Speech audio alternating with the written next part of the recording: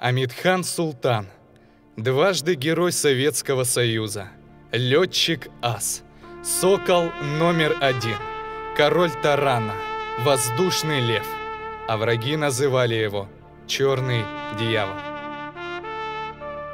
Родился и вырос Амитхан у подножья Крымских гор, у Черного моря в Алупке.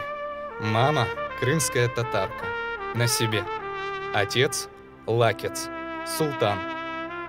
Еще в детстве он стал мечтать о небе. Его поражало, что самолет может летать выше орлов, паривших над вершинами Айпетри.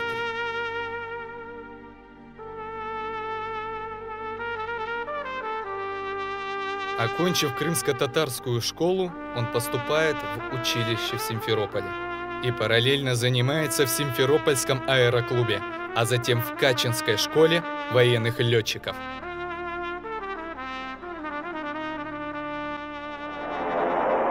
Войну он встретил в Молдавии, а затем был переброшен в Ярославль, где находился стратегический завод, который атаковали вражеские самолеты и были оснащены трехтонными бомбами.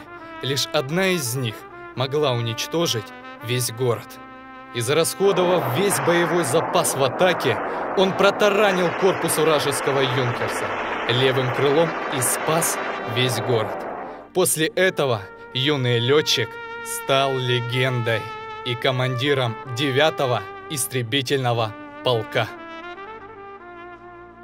Он обожал свои машины.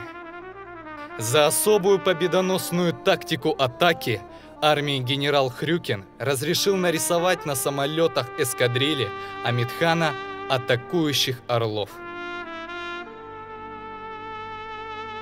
Амитхан человек общительный, был душой компании, любя его называли Аметка. Его имя стало легендой, но он больше всего на свете любил свою семью и родную Алупку. 15 мая 1944 года он приезжает домой.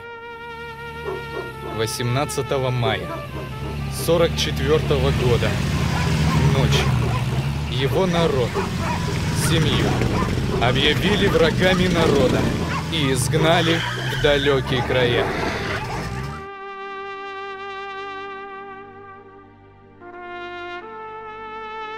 Семье героя не разрешили жить в родном Крыму. Но он продолжил защищать родину, но с огромной болью в сердце.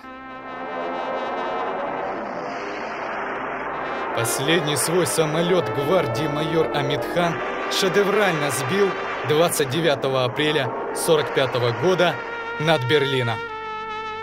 В 24 года Амитхан становится дважды Героем Советского Союза, и при жизни ему ставят памятник. После войны Амитхан становится летчиком-испытателем. На юбилей Юрий Гагарин и другие великие летчики выражают благодарность за подготовку в невесомости.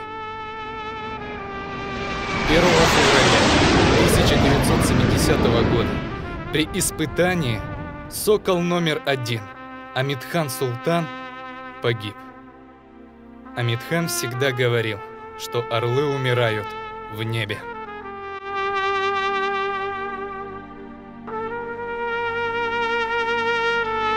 Ему поставлены памятники, названы улицы, аэропорты и открыт музей в родной для него Алупке.